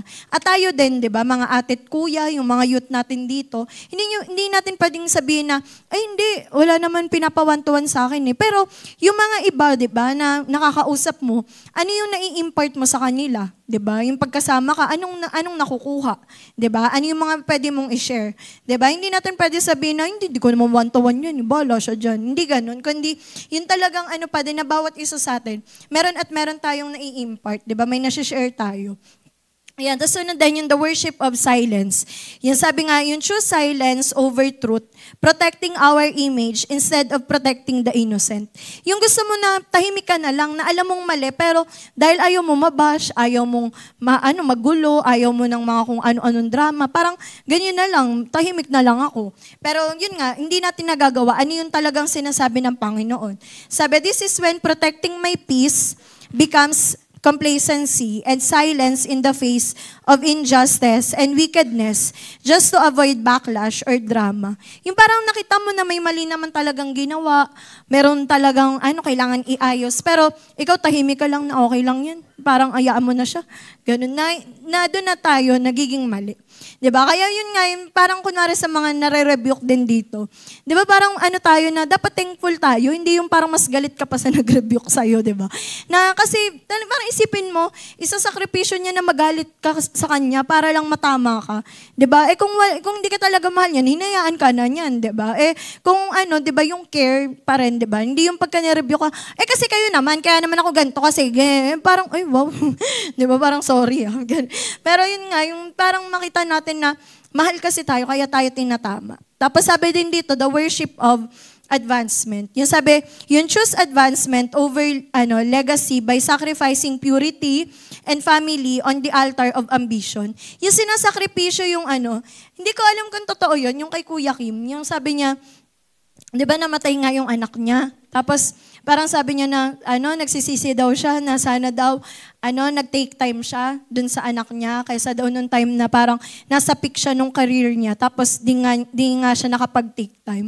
Na parang, kunwari isipin niyo sa atin, yung mga youth na na meron tayo dito sa church, yung mga kids, 'di ba? Yung parang kinakausap ba natin sila o hinahayaan lang natin? Tapos yung parang may mga na pala na iniisip, may mga na mental health problems, may mga issue na kailangan i-deal. Parang hindi natin napapansin to the point na kasi gusto mo lang ng madali, gusto mo tahimik, ayaw mong kausapin sila Jenny kasi maingay sila. 'Di ba? Parang okay na Jenny, tama na, 'di ba? Parang hindi ganoon kundi yung mga pwede mong ituro sa kanya, yung di mo nare-replyan yung mga youth kasi ang kulit mo naman, 'di ba? Parang naiirita ka, yung gano'n na oo, nadadalian yung buhay natin, tahimik tayo, pero anong kapalit? 'Di ba? Parang yun yung isipin natin na okay, nakapag-me time ka, pero anong kapalit, 'di ba? Na parang may mga kailangan na care group, may kailangan ma-disciple, may kailangan ma-one-to-one, may kailangan i-light group. Pero ikaw parang sariling comfort mo pa din, 'di ba? Doon na tayo nagkakaroon ng mga ng mga Diyos-Diyosan na parang naging OA na tayo sa comfort and pleasure. Sabi din, this is when work and personal goals become such a priority that children are emotionally and spiritually abandoned in the name of self-optimization. 'Di ba? Na parang, kunwari sa mga leading servant, 'di ba? Parang alam ng mga yan yung talagang imbis na matutulog. Parang itutulog mo na lang, replyan mo pa minsan, 'di ba? Yung parang parang nag-aalala ka na kayo nangyari doon, parang may mga ganun na dumami pa, 'di ba? Yung mga ganung heart na talagang kayang ibigay yung mga time, 'di ba? Na kayang mag-sacrifice ng effort, 'di ba? I-encourage mo, i-cheer mo, 'di ba? Na may mga gagawin tayo kasi nga hindi tayo pwedeng sarili-sarili na work out your salvation with fear and trembling, 'di ba? Talagang personal 'yun. Pero 'di ba sabi din naman ng Bible, cheer yung encourage one another, 'di ba? Build up natin yung bawat isa, 'di ba? Na hindi natin bolo ko diyan, 'di ba? Hindi ganoon. Yan, kaya sabi nga dito, kagaya nung sa Jeremiah, 'di ba? Yung sabi, they sacrifice their sons and daughters to Molech. Such an evil never even crossed my mind. 'Di ba? Na parang isipin niyo si Lord, kahit gaano tayo kapasaway, di niya naman sinabi na, sakripisyo na nga yan doon. 'Di ba walang ganun? Kundi naging matyaga talaga at saka yun nga yung love pa rin ni Lord. Kaya sabi nga diyan, you cannot be pro-choice, 'di ba? Ito yung sa mga yan? Sabihin ko sana abandonment. Yan? Abortion, yun. Tamborin. Yan. And be aligned with the Lord. Who knit that child in their mother's womb at the same time. Sabi, though the Lord gives free will, we are not to advocate and stand with for what breaks his heart. 'Di ba? Na alam natin na talagang nabe-break talaga yung puso ng Diyos doon sa bagay na yun. Kaya hindi natin pwede sabihin na hindi, okay lang, choice nila yan. 'Di ba? Hindi pwede. Kundi lagi pa rin nating pag-pray na Lord kung ano man po yung mga pwede pa, 'di ba? Na talagang ihabol pa natin sa prayer, 'di ba? At sabi din yung kay Josiah, 'di ba? Nung time na dinestroy daw ni Josiah yung mga altars. Sabi where children were burned alive and their cries drowned out with drums in a demonic Molech ritual. Sabi, he didn't try to play it safe. Hindi siya nag-play safe or to be politically correct. He cleansed the land, removed the altars, broke down the pillars, and restructured the temple back to its original alignment. Kaya tayo din, hindi na time na yun nga tatahimik tayo. Gusto natin politically correct lang tayo. Kundi yun nga may action na. Yan. Kaya sabi po dito, the church must no longer be a silent majority. 'Di ba? Na hindi na ito yung time na tahimik lang yung church o yun nga pa yung sabi diyan yung sleeping giant in the society where wickedness is normalized and even celebrated. Yung parang isipin niyo bakit may mga nagpaparade 'di ba ng yung sa Pride 'di ba? May mga ganun 'di ba? Na parang isipin niyo ganun na lang ka-normal tapos sineselebrate pa nila. Na tayo dapat may gawin na tayo. Hindi naman tayo na, masasama kayo, impyerno kayo, hindi ganun kundi yung talagang i-disciple pa rin natin, share natin sila. Yan, sabi din, we must be bold in our biblical stances, even if it means losing friends and family members. Diba? Yung parang mag-stand ka pa din, ano man yung mangyari. if it means being slandered and mocked, even if it means losing your job. Diba? Yung parang may mga ganun pa ba na kaya natin mag-stand o wala na kasi inisip natin security, yung stability, diba? Pero yun nga, time na talagang mag-stand ulit. Sabi, at the end of the day, we will answer to God, not to man, for what we stood for. Diba? Na nakita mo na mali yun, pero anong ginawa mo? Diba? Mag-a-account tayo sa Panginoon. And how we live with, how we live will influence the next generation. Kaya sabi nga po dito, yan, onti na lang. Sabi, the altar you maintain determines the generation you leave behind. 'Di ba? Na yun talaga yung yung pinaka dapat nating tandaan na kailangan meron tayong yung legacy din, 'di ba? Sa spiritual. Sabi din, Jesus said, whoever causes a child to stumble should face severe judgment. Sabi, kingdom greatness is measured by how we protect the vulnerable, not by our titles, status, or personal success. Sabi, protecting the vulnerable includes discipling them in the word of the Lord and setting the spiritual tone of the household. Diba? Na yun nga, yun talagang meron tayong kailangan na gawin para ma-disciple yung mga next generation. Yan. At sabi nga din, you can't build a kingdom legacy on the bones of a spiritually dead generation. Kaya kailangan talaga natin na pag-pray yun na ma-revive ulit, diba? Talagang kumilos si Lord. Yan, kagaya 'di ba nung sa kay Ezekiel din, 'di ba? Yung sa Valley of Dry Bones. 'Di ba nakita niyo yung sinabi doon na Ezekiel mag-prophesy ka, 'di ba? Na doon nabuhay, 'di ba? Doon nagkaroon ng life. Kaya tayo din, yung mga words natin, yung mga actions natin, talagang kailangan ulit natin na mag-speak ng life, 'di ba? Sa next generation. At sabi din, ayan, Molech's fire still burns in industries that exploit youth. Diba? Kunwari, ang dami na ngayon talagang mga human trafficking na parang ang dami ng mga ng mga kabataan, diba? Yung sa porn pa nga lang, diba? Mga kabataan din yung ginagamit. Kaya dapat talaga, pag-pray natin na mawala na yung mga yan. Tsaka kumilos tayo na abutin, diba? Hanggat maaari at hanggat makakaya natin yung mga kabataan. Tapos sabi din, in politics that devalue life, and in homes that replace discipleship with distraction. Yung parang imbes na i-disciple, dinidistract na lang gano'n na ito na lang gawin mo, maganto ka, ganyan. Parang iba yung ginagawa. Sabi din, sa Romans nga, sabi, calls us to be living sacrifices, not burning others to feed our ambitions. Yung hindi sinasangkalan mo yung iba para maabot mo yung pangarap mo. Diba? Sabi, seek first His kingdom, not acceptance in the kingdom of this world.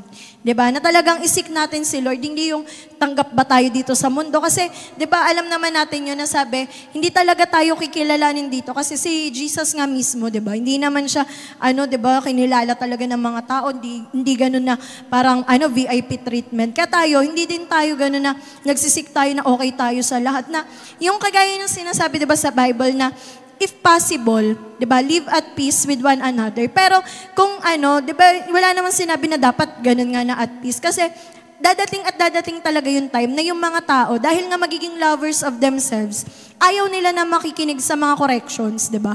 Kaya tayo parang hindi din tayo magiging ganun na hindi dapat kasi at peace lang eh. Pero to the point na sinasakripisyo naman natin yung kalagayan nila spiritually, 'di ba? Na at peace ka nga pero di mo naman na-correct yung ganito niyang ginagawa, 'di ba? Kaya yun din na dapat binabalance natin. Kaya sabi nga po, it's time to tear down the altars of convenience and rebuild the altars of covenant, 'di ba? Na mawala yung mga convenience na yun kundi mabalik ulit yung covenant. At sabi protect the next generation and guard the legacy. Because you can't build a kingdom on the bones of a lost one. And at this altar, we choose the Lord. Kaya sabi nga po dyan, yung truth ni Lord, yan, the altar of legacy and generational faithfulness. Diba? Yung kagaya po yung sabi dun sa kanta na, may all those who come behind us, diba? Find us faithful. Kaya sabi nga po dyan, protect, disciple, build legacy for God's glory. Yan, yung kagaya po sa Proverbs, di ba? Yung train up a child, tapos yung sabi, fathers, bring them up in the instruction of the Lord. Yung pass these commands to your children and grandchildren, tsaka yung seek His kingdom. Kasi sabi nga po, advancement in the kingdom is generational, not individualistic. Kaya lagi nating tatandaan na, yun nga, yung kada generation, meron talaga tayong pwedeng gawin, di ba? Yan, kaya ano yung mga practical steps? Ito yung sinasabi, yung prioritize spiritual conversations at home. Diba? Na yan, sa bahay talagang prioritize natin yung gano'n na spiritual, may mga ka ng prayer, diba? Model godliness. Children copy lifestyle more than lectures. At kahit nga sa mga youth, diba? Sa mga YA, dapat nagmo-model din tayo ng godliness. Kasi, yun nga, nakikita din nila yun sa mga buhay natin. Sabi din, say no to ambitions that destroy family, discipleship time. Diba? Na yung parang alam mo na discipleship time nyo to, devotion nyo to, tapos may mga iba kang gustong gawin, diba? Yun sabi dyan, say no. Sabi din, mentor younger believers, engage in spiritual parenting. Yung talagang yung heart mo na mag one-to-one, heart mong mag-disciple, diba? At sabi din, stand for life, purity, justice. Sabi, speak truth even when costly. Yan, kaya dito tayo, doon na lang po tayo sa how to rebuild God's altar. Yan, dun sa how to rebuild God's altar. Sabi dyan, ayan, ito yung mga dapat nating gawin. Yan nga, yung repent deeply. Talagang, Lord, ano po yung mga Diyos-Diyosan, ano po yung mga maling bagay na ginagawa ko. Talagang, humingi tayo ng tawad doon. I-renounce natin anumang idols, yung mga na-build natin, o meron tayo. Sabi din, replace lies with scripture. Ano yung mga, yung mga false na mga promises na binigay sa atin noon, di ba? Palitan natin siya ng sinasabi ng Bible.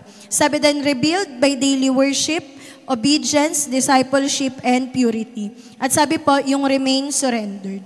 Kaya sabi nga, meron lang po kasi dito, yung pagka daw nagrepent tayo out of fear of consequences, we are not really sorry for the sin, but for ourselves. Yung parang, nagrepent ka lang kasi natakot ka, ayaw mong harapin yung consequences. Kasi sabi dyan, fear-based repentance, I'd better change or God will get me. Parang ganun lang iniisip mo na dapat magbago na ako kasi lagot ako kay Lord, ganyan, baka mag-rapture, ganito pa ako. Fear-based daw yun. Sabi nga, parang self-pity lang siya. And in fear-based repentance, we don't learn to hate the sin for itself. Yun dahil takot ka lang, hindi mo nakikita yung kasalanan na kasalanan talaga siya. And it doesn't lose its attractive power. We learn only to refrain from it for our own sake. Kaya di ba parang may mga time na tayo, bakit pag nagre-repent tayo, di ba parang ganun lang na, Lord, sorry po, ganyan, pero babalik ulit tayo. Kasi nga, nagiging fear-based lang yung repentance natin. Pero sabi po, but when we rejoice over God's sacrificial, suffering love for us, 'di ba? Doon natin nakikita ano talaga yung ginawa ni Jesus, 'di ba? Na yung sabi nga diyan, what most assures us of God's unconditional love, yan is what that most convicts us of the evil of sin. 'Di ba na pag nalalaman mo talaga natin na Lord, dahil po sa 'di ba love mo nga, 'di ba? Nagkaroon yung binigay ni Jesus yung buhay niya, 'di ba? Para doon na iligtas tayo sa mga kasalanan natin. Pag nakita natin yung kasalanan na yun yung naglayo sa atin sa Diyos, 'di ba? Talagang unti-unti talaga nalalayuan natin. At yun nga, 'di ba? May mga time na yung iba bakit bigla instant ayaw agad doon sa yung talagang nagrepent, 'di ba? Kasi nga doon nakita yung love talaga ng Panginoon. Kaya ito yung dapat na meron tayo, yung joy-based repentance, 'di ba? Kasi yun yung talaga nagpapahate sa atin ng kasalanan. Kaya sabi nga po, yun nga yung mag-rejoice tayo sa Panginoon. Kasi rejoicing in Christ is also crucial because idols are almost always good things. 'Di ba? Na parang yun nga, 'di ba yung sinasabi na hindi naman laging pangit yung pinapakita sa atin. Pero sabi nga may mga time na nagiging idol na natin yung ibang mga bagay. Pero yun nga, ang dapat pa ring iayos natin ay yung attachment natin. 'Di ba? At sabi nga yung to rejoice is to treasure a thing. 'Di ba? Yung sabi po dun sa rejoice in the Lord, 'di ba? Yan yung i-assess yung value nun sa'yo, to reflect on its beauty and importance until your heart rest in it and taste the sweetness of it. 'Di ba? Na pag ganun na naging delight talaga natin ang Panginoon, 'di ba? Doon na nawawala yung influensya o yung attraction natin sa kasalanan. Kasi doon mo nakikita gaano kaganda ang Panginoon, gaano kabuti, 'di ba? At sabi nga, rejoicing is a way of praising God until the heart is sweetened and rested. And until it relaxes its grip, 'di ba? Sa ibang mga bagay. Kaya ito lang po. Yan, ito kasi kanta to ni Ron Quinoli. Yan, favorite ko kasi ito kasi declaration talaga to. Pero sabi diyan yung title po niyan yung We're Going Up to the High Places. Yan, yung sabi doon yung kailangan talagang abutin muna natin si Lord bago nga yung mga ibang bagay, 'di ba? Na yun parang in order na ma-break natin yung mga altars, yung mga gawa ng kaaway, kailangan talaga maging maayos yung relasyon natin sa Panginoon. Yan, tapos ang ganda lang nito, sabi niya, we've been deceived by the devil too long. Yan, ang tagal na tayo niloko ng kaaway. Sabi, we're gonna tear the devil's kingdom down. Sabi, what he said was his. Sabi, atin daw yun. Yung parang kiniklaim niya na akin to, pero ang totoo, atin yun. 'Di ba? Na hindi kanya yun, hindi niya yung pagmamayari. Sa atin talaga, nilaan ni Lord yun. Sabi, yan yung we're going up to the high places. Tapos sabi niya, listen, we got to be strong, we gotta be bold. 'Di ba? Kailangan na talaga nating magpakalakas, kailangan nating tayuan yung sinasabi ng Diyos. 'Di ba? Sabi, we're gonna reclaim everything that devil stole, 'di ba? Na man yung mga ninakaw ng kaaway sa atin, talagang tayuan ulit natin na hindi tayo papayag na kunin niya na lang yun. 'Di ba? Sabi, we're gonna tear the devil's kingdom down. Tapos may diyan sabi niya, we're gonna pull down the altars. Man yung mga maling altars na na-build sa bahay natin, sa buhay natin, sa bansa natin, kailangan talaga natin siyang i-pull down. 'Di ba? We're gonna tear down the walls, 'di ba? May mga nabuong mga walls. Kailangan natin yung sirain. We're gonna raise up a banner of righteousness and declare that Jesus is Lord of all. Diba? Na talagang ibalik ulit natin yung declaration na yun. Tapos may lang kasi dyan. Para niyang challenge niya yan. Sabi niya, the church today is engaged in spiritual warfare. Kasi alam naman talaga natin, 'di ba? Yan sabi diyan, may battle, 'di ba, na between sa kingdom ng darkness at sa army of God. Na yung parang walang neutral, 'di ba? Ang sinasabi diyan, either on the devil's side ka or on the Lord's side, 'di ba? Kailangan nating mag-stand. Sabi niya, alam din daw natin na si Lord, 'di ba? Nanalo siya dun sa ultimate victory sa Calvary. And pero yung mission daw natin is to enforce and maintain, 'di ba? Yung mapanatili natin lahat ng mga bagay na binigay ni Jesus, 'di ba, doon sa Calvary.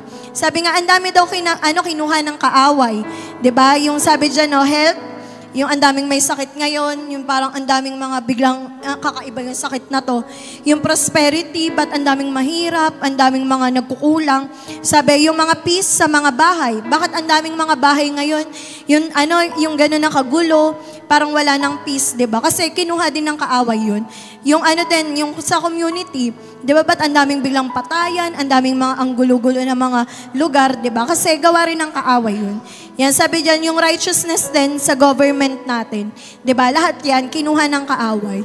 Sabi, these are the things the devil stole, but as the army of God, we're taking it back, 'di ba? Na yung yung mga bagay na 'yan, pwede nating makuha ulit, 'di ba? Pwede talaga natin siyang i-claim ulit dahil nga ayun, 'di ba? May mga bagay tayong kailangang i-break in order na makuha natin ulit yun.